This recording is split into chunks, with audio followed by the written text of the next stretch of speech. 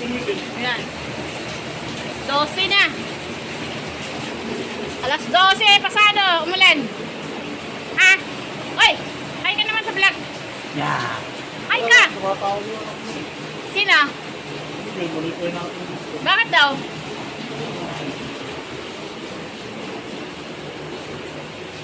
Ang kuting. Nauna siya kumain. Nung bumaha, yan yung nakuha na money. Ha? Hindi naman yata yung maanggi doon. Ayaw ko yan. Sabi ko sa kanya, laging si Sara yun eh.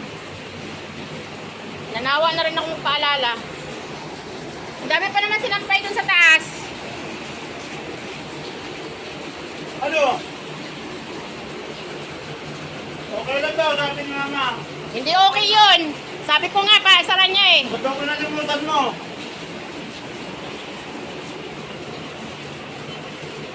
Ewan ko lang kung naisara ni Mama ko.